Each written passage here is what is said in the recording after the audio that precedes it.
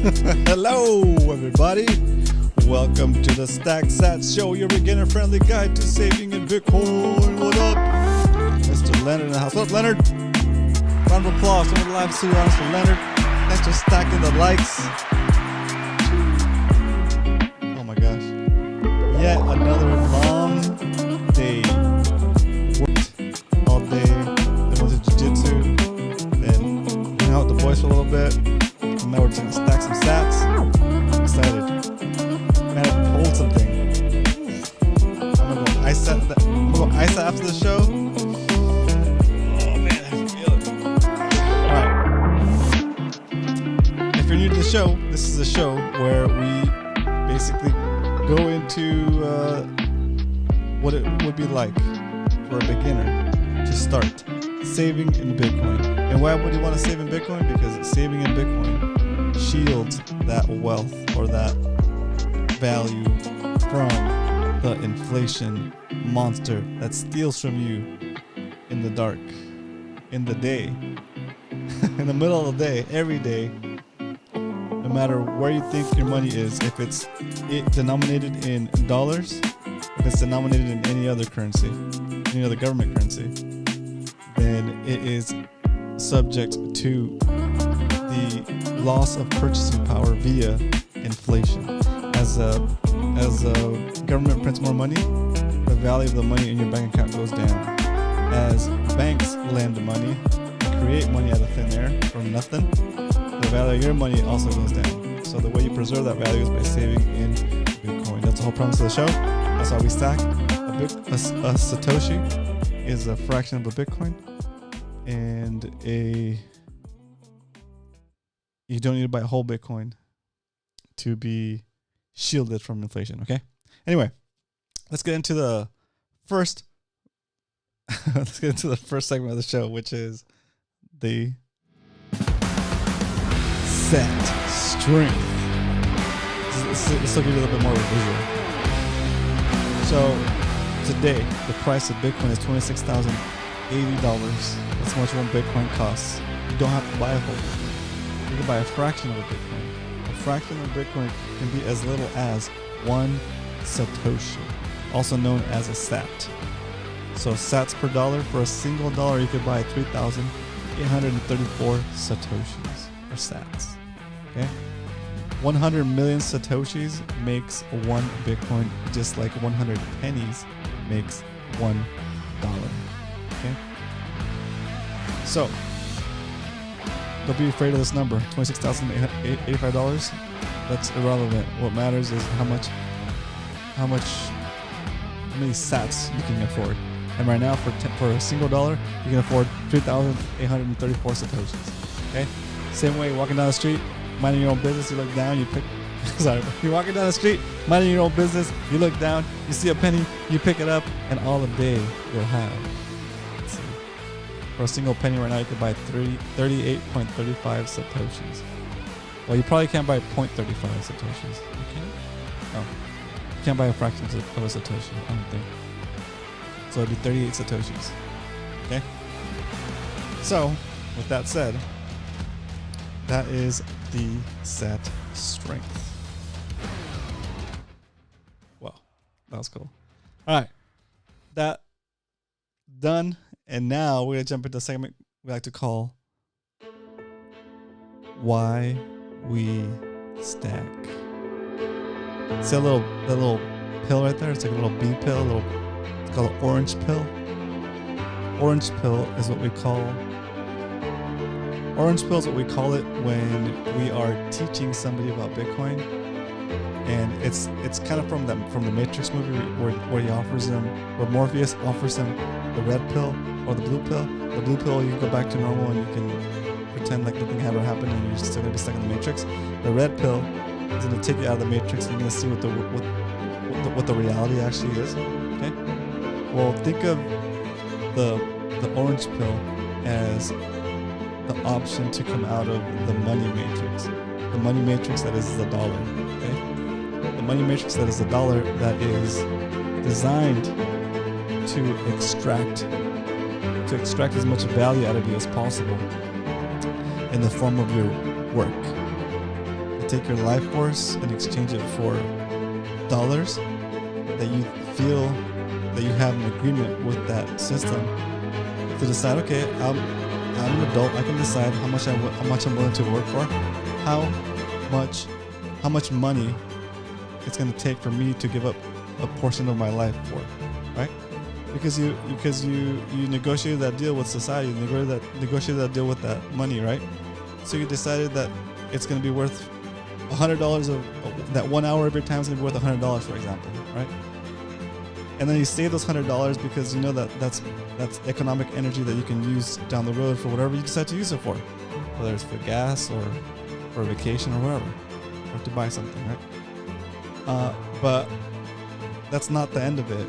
They continue to take from that $100 that you thought you were exchanging your life force for. They continue to suck away from that, right? At the rate of now, like maybe 8 or 9% per year. So it's kind of like you're getting swindles, you're getting robbed, you're getting robbed in a way that you can't even feel. But you can feel it. You can feel it in the prices going up. And up until recently, it wasn't that noticeable because maybe the inflation rate was closer to 4 or 5%.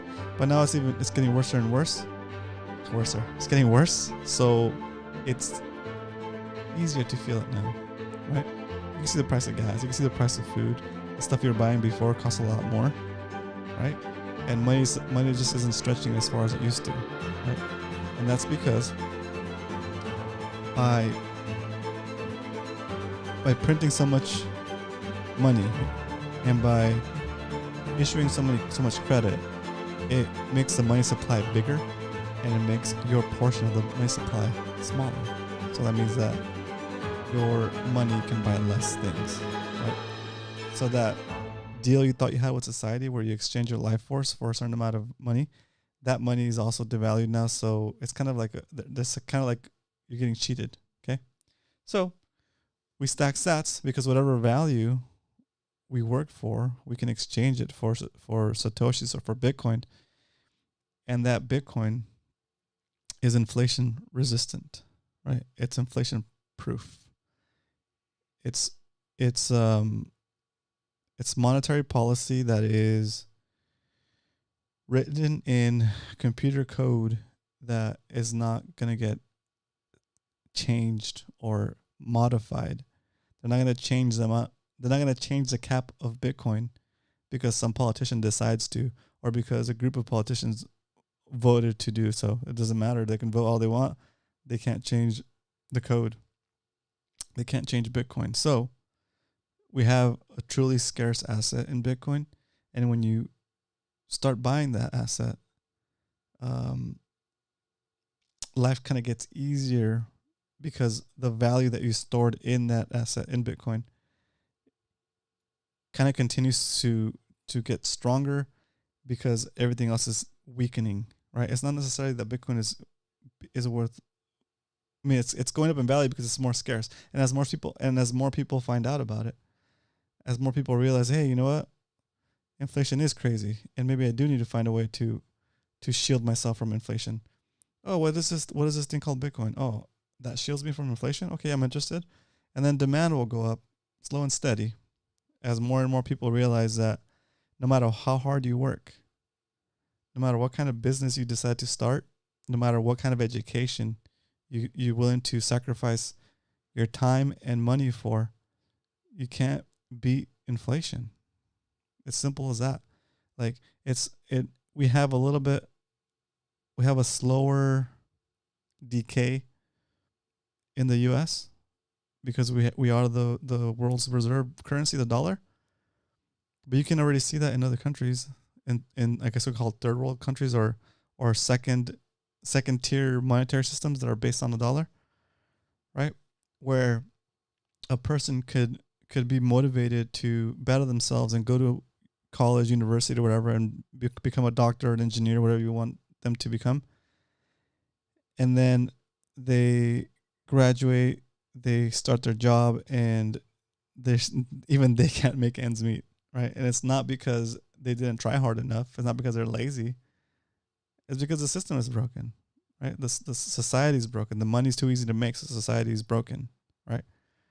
That's why you hear the stories of like, well, I hear the stories of, I don't know about you guys, but I hear the stories of like people that maybe are doctors in Mexico or like are engineers in Mexico, and they're over here illegally trying to get a job just to make some kind of to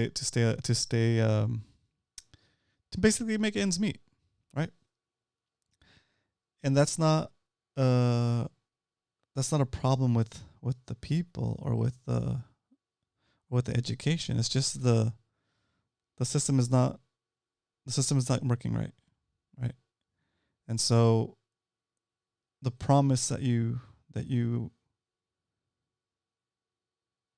it's kind of like a betrayal of society, right? It's kind of like a betrayal of the people in the society when the money is inflating so much, right? So what could we do? We couldn't do nothing up until Bitcoin came out, right? If you were wealthy enough already, yeah, you could shield yourself a little bit from inflation by going into like a real estate or like stock market and stuff, right? But like if you're just starting out, right? If you're a young person, or if you just started from a lower economic level, it's hard to save up for that first home. It's hard to save up for that first big asset, right? So you kind of left out. And as those things go up in value relative to the dollar, because the dollar is inflating, it's even harder for you to save and get into that class, right? Get into that first big asset. So Bitcoin is the hope. Bitcoin is the hope. Bitcoin is the opportunity for you to start creating and building like generational wealth from zero, right? You can, and this is why we emphasize that you don't need to buy a whole Bitcoin to get started. You can buy $10 worth of Bitcoin, right? You buy that $10 worth of Bitcoin, and that $10, right? It doesn't seem like much, but that $10 is money that's outside of the grasp of inflation, right? And it's going to be scary because it's going to fluctuate like crazy. It's going to go up and down, up and down. And you're going to think to yourself, oh man, this is not for me. It's going to go to zero, but it's not going to go to zero. I can't guarantee it's not going to go to zero, but it's very unlikely that it'll go to zero, right? And then it's going to pump up, and maybe you'll double your money, right? Or whatever. And you're going to want to sell it, right? But then it's like, well, anyway, the idea what I'm trying to get across here is that you can start reaping the benefits of having scarce property immediately. It just depends at what level you want to take advantage of that at, right? So you don't need to save $200,000 to get your first time home that's worth $1 million because you need to do 2%, 20% down, right? So you don't need to do that, right? You could spend like 10 years trying to save up $200,000 depending on your situation, and the whole time you're losing value on that money you're saving for the down payment for that house you plan on getting, right? So I'm not saying don't save for a house, right? But what I'm saying is maybe save in Bitcoin, because if you save in Bitcoin for that house, for the down payment on the house you want, maybe you'll have enough for the down payment before you thought you would, as opposed to if you just were saving in dollars, right? Because when you save in dollars, inflation is working against you to, again, leech that purchasing power from your dollars. You can have the same amount of dollars, but things are just going to get more expensive, and relative to that, you'll have less purchasing power, right? So the analogy I used to use on the show was that when you save in dollars, you're swimming up current, and when you save in Bitcoin, you're swimming with the current. Bitcoin is helping you get closer to your goal. It's less work for you, okay? And saving in dollars, you're gonna have to be constantly swimming up current to be able to try to get ahead, right? That used to be the analogy, but I modified it because I realized that's giving the dollar too much credit. The rate at which we print money in the United States, and not even just in the United States, the rate at which money is created by our government and by banks, and not just in the United States, because banks in different countries can also issue loans for US dollars. So that means that the money supply is growing because we print it, and it's growing because the banks can lend it, and it's growing because banks in other countries can lend it. Okay, so there's no way that what we're doing is can compete with that. That's why you have people that are working 3 jobs and trying to figure out why they can't make ends meet. Is because you can't beat that machine, right? You can't beat that machine. That machine is designed. Again, that machine is designed like going full circle back to the Matrix. That matrix, that money matrix, is designed to leech economic energy from you, right? And the only way to save yourself from it is to move the value that you're saving into an asset that is inflation resistant, and that is Bitcoin. Okay. All right. That's all I got for you guys on the why we stack. Hope it wasn't too random. Thanks for giving me the sound info, Captain Dan. Welcome, Captain Dan. Let's go, round of applause from the live studio audience. Welcome, everybody. If you're here for the first time and I haven't already given you 1,000 Satoshis, hit that subscribe button. And then after about a minute, you'll be able to chat, say hello in the chat, and say, where's my 1,000 sats? I will send you 1,000 sats right now over the Lightning Network as I describe how it works, because that's the benefit of it, okay? I want you to start using Bitcoin to understand how it works, not for my benefit, but for your benefit, because I feel that we're so early in the adoption of Bitcoin that if you could get in now, before the big institutions get in and start buying it all up, you're gonna be in a better place. Okay, and it's up to you what you do at that point. If you want to sell it or keep it, whatever, right? But I just want to make you aware that Bitcoin exists and that you should take the time to study it. Okay, even if it's just coming back and watching this show and getting a little bit of information during the Why We Stack segment here and there, that's great. If you want to go full board and read the books, listen to the podcasts and all that good stuff, you can do that as well. If you have any questions for me, I'm more than happy to answer that for you. You can always post it in the chat, or you can leave it in the comments if you're watching the replay. And speaking of replay, shout out to Low Lade replay crew. Thanks for watching, Low Lade. I'm glad you're still stacking. Okay. All right, so let's jump in to what we actually do here on the show, and that is we stack sats. We can't call this the Stack Sats show if we don't stack sats. This is a real, true, live stacking show. We go in, we buy Bitcoin every night, Monday through Friday, 8:15 Pacific Standard Time. And today we're gonna stack some sats. But first, before we stack, we gotta jump into the stack recap.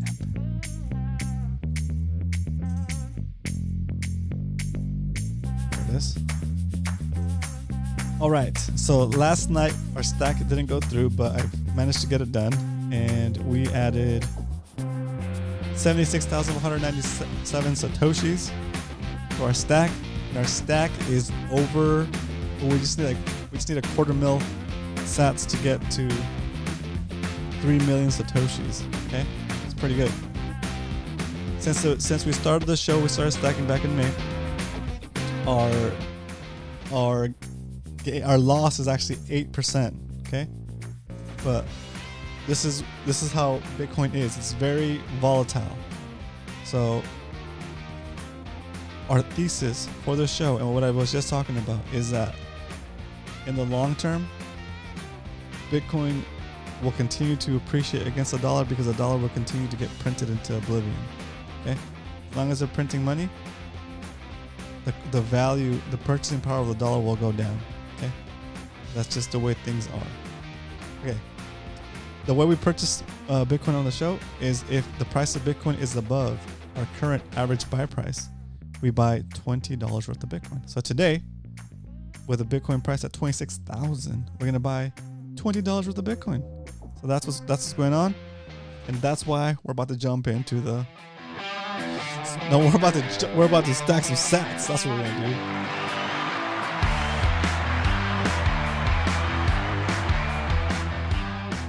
Jump into our browser in here.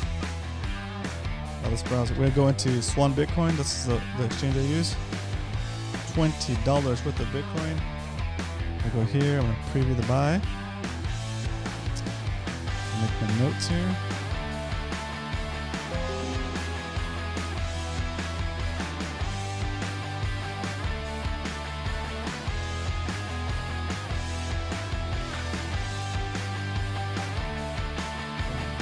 All right, there we go. We're about to stack these SATs. Drum roll, please. We're buying $20 worth of Bitcoin. We're going to pay 20 cents in fees for a grand total of $20.20. Give me the SATs. Oh, more drum roll. More drum roll.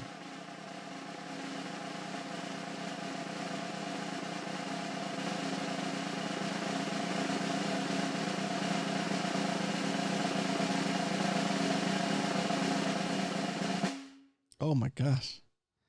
It's a long one today. Oh.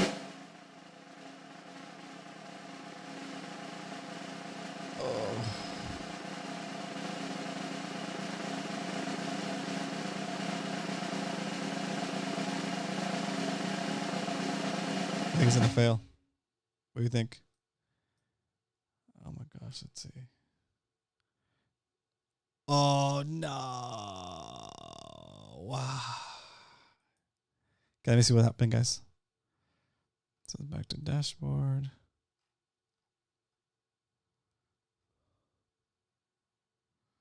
$8.28. Are they down?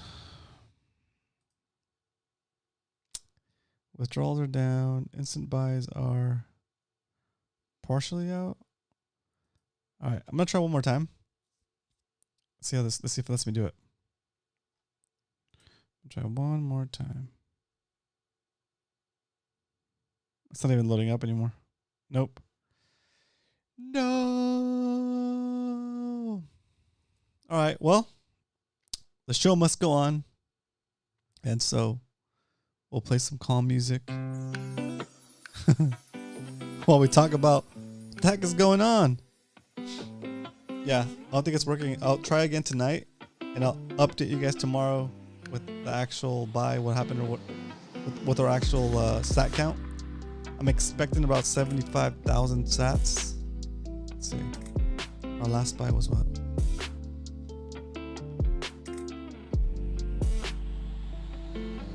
Yeah, about 76,000 sats.